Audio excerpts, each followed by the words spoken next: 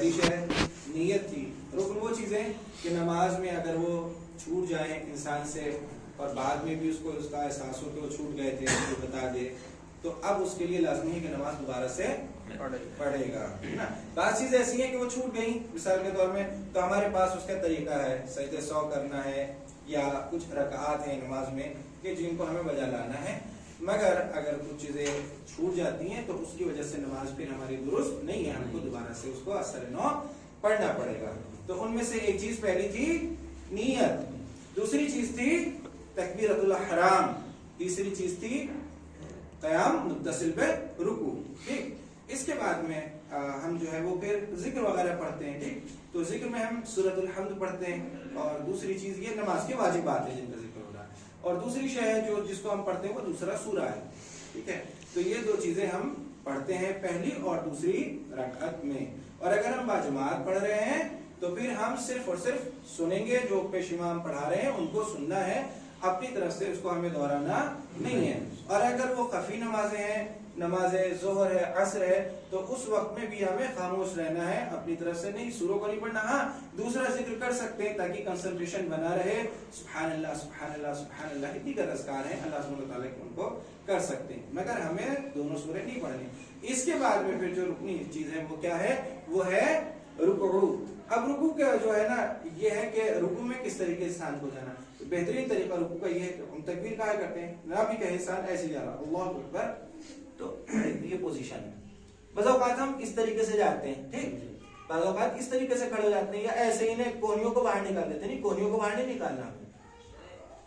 یہ کمر جو ہے نا یہ ایسی ہو کہ اگر اس کے اوپر پانی کی بوند ڈالی جائے تو وہ ٹکی رہے. مطلب اس طریقے سے اپنے ہاتھوں کو سیدھا رکھنا, ایلبو اپنی موڑنی نہیں ہے, اس طریقے سے نہیں کرنی, بلکہ ہاتھ سیدھے رکھنے اور گھٹنوں کے اوپر لا کے اس کو روک دینا. سبحان اللہ سبحان اللہ سبحان اللہ, یہ ذکر واجب ہے. اتنا ذکر جس نے پڑھ لیا اس کا رکوع درست ہے. یا یہ کہتے سبحان ربی العظیم وبحمدہ, یہ بھی کافی ہے.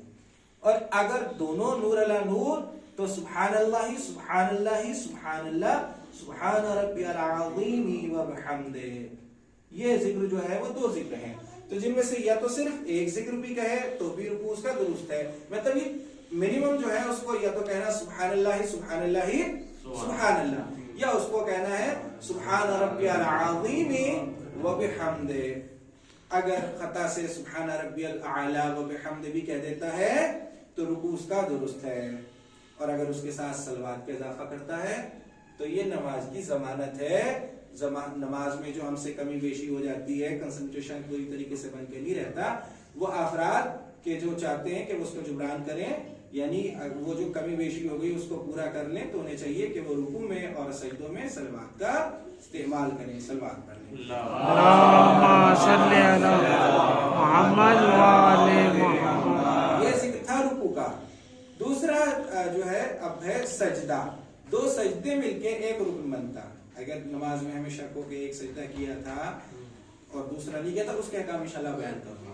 مگر اگر دونوں سجدوں کا انسان کو یقین ہو کہ اس نے دونوں سجدے نہیں کیے تھے تو اس کیفیت میں اس کی نماز درست نہیں ہے. سجدے میں جانے کا طریقہ کیا ہے کہ انسان اب کیا کرتا ہے, ہم طریقہ درست نہیں ہے. آدمی کو کھڑا ہونا ہے بالکل اسٹریٹ وے میں جیسے ہوتے ہیں, اور وہاں سے پھر اس کے بعد میں اس کو سجدے میں جانا ہے. سجدے کے لیے بعض اوقات ہم جو ہے وہ پوری طریقے سے اپنے آپ کو اس طریقے سے ڈال دیتے ہیں. نہیں, یہ طریقہ صحیح نہیں. یہ سجدے مستحب جو آپ کر رہے ہیں اس وقت میں تو اس طریقے سے ہم اس طریقے سے جا سکتے ہیں. مگر وہ جو واجب سجدہ ہے اس میں ہتھیلیوں کو کتنی چیزیں واجب ہیں, 7 چیزیں واجب ہیں. کون کون سی؟ ایک پیشانی.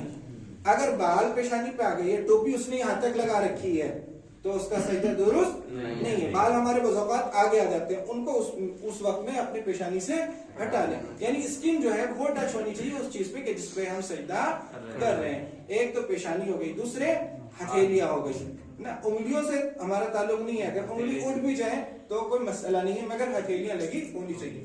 پھر ہے یہ گھٹنے, ان کا رکھنا لازمی ہے. اس کے بعد ہے پنجے میں پیر کا انگوٹھا, یہ جگہ. بعض اوقات ہمارے ناخن بڑے ہو جاتے ہیں اور اتنے بڑے ہو جاتے ہیں کہ وہ نا اسکن سے آگے آ جاتے ہیں. تو ہم جب رکوع سجدے میں جاتے ہیں نا تو ہمارے ناخن لگتے, اسکن نہیں لگتی. اس کیفیت میں ہمارا سجدہ درست نہیں ہے. تو ناخن اتنے بڑے نہ ہوں کہ وہ سجدے میں مانے ہوں، یعنی اسکن نہ لگنے دیں. اور سجدے میں جب انسان جائے تو اس کے لیے بھی لازمی ہے کہ وہ ذکر کرے سبحان اللہ سبحان اللہ سبحان اللہ یا سبحان ربی الاعلی و بحمدہ. یہ دو الگ الگ کر لے، ایک بھی درست ہے دوسرا بھی درست ہے، اور اگر دونوں کو ساتھ لے کے چلے تو کیا ہی کہنے. یہ مسائل تھے ارکان میں رکوع کے اور سجدے کے. امید ہے کہ میں انشاءاللہ اپنی بات آپ تک پہنچا پایا ہوں. وہ کل جو آپ نے بتایا تھا کہ اللہ اکبر کیسے کہنا وہ بتا دیں گے دوبارہ سے ایسے نا ہم اللہ اکبر اللہ اکبر ذکر میں ہاتھوں کو موشن بھی ہوگی اور ہمیں پڑھنا بھی ہے. ادروائز پوری نماز میں جہاں بولنا ہے وہاں پہ حرکت نہیں کرنی، اور جہاں حرکت کرنی ہے وہاں پہ بولنا نہیں ہے. اس کا ہمیں خیال رکھنا. تکبیرۃ الحرام کا مسئلہ یہ کہ پہلی تکبیر ہے، تکبیر کے بعد ہم نماز میں وارد آتے ہیں تو تکبیر اس کے لیے یہ کہ نیت کر کے انسان کھڑا ہو اور اس حد تک کہ اس کو یقین ہو کہ وہ ہل نہیں رہا، اور پوری طریقے سے اپنے آپ کو رو بقبلہ کرنے کے بعد میں ہاتھوں کو بلند کرے کانوں تک.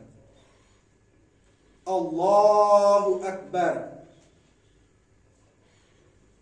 یہ ہے تکبیرۃ الاحرام.